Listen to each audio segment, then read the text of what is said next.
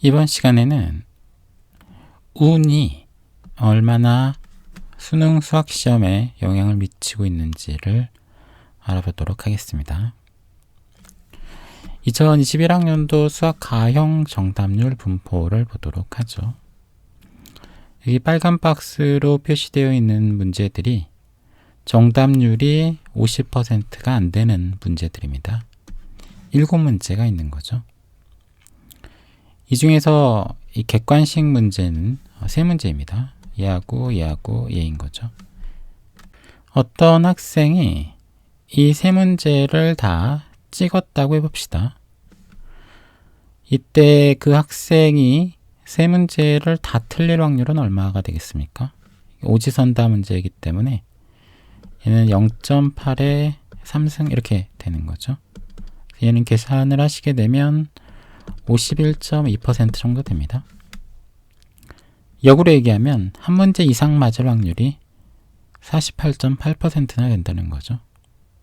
문제는 이 문제를 찍거나 푸는 학생들이 굉장히 몰려있다는 사실입니다. 상위권 학생들이 이제 몰려있는 현황을 나타낸 게 이제 이 표인데, 4등급 같은 경우에는 원점수 1점당 1.9% 정도의 학생들이 몰려 있습니다. 2,600명이 넘는 학생들인 거죠. 원점수 1점당입니다.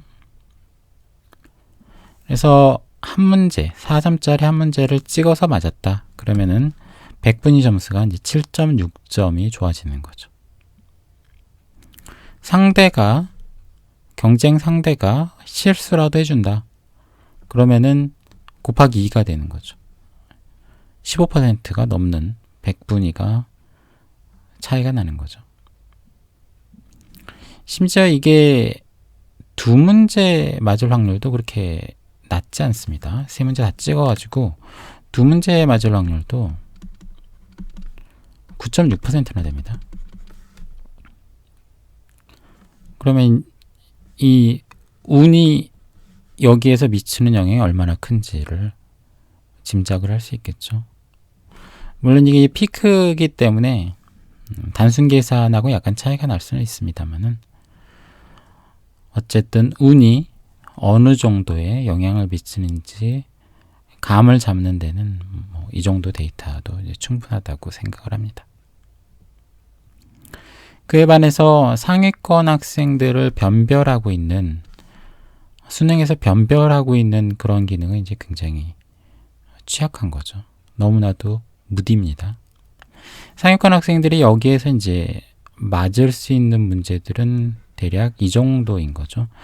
이거는 이제 좀 킬러 문제에 가까워서 평범한 상위권 학생들이 풀기는 좀 어렵고, 이 학생들이 이제 만만한 건 한 이 4문제 정도밖에 안 되는 건데, 운으로 한두 문제가 쉽게 왔다 갔다 하는 거고, 또 실수로 몇 문제가 왔다 갔다 하는 거죠.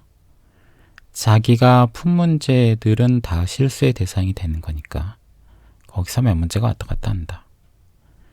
근데 수능에서 실제로 상위권 학생들 변별하고 있는 건 이 4문제밖에 안 되니까, 운하고 실수하고 실력하고 상위권 학생들에게 이 3개가 미치는 영향이 그렇게 차이가 나 보이지는 않습니다. 그래서 실력을 높이는 것만큼이나 실수를 줄이는 게 중요하고, 또 운을 높이는 게 중요하겠죠. 근데 이 운을 높이는 거는 어떻게 과학적으로 어떻게 해결해 볼 수 있는 문제가 아니기 때문에 여러분들 이제 기도나 열심히 하셔야 되는 거고, 얘는 이제 과학적으로 줄일 수 있습니다. 많은 사람들이 모르고 있지만, 사실 우리 교재가 다루고 있는 두 주제 중에 하나가 이제 실수인 거죠.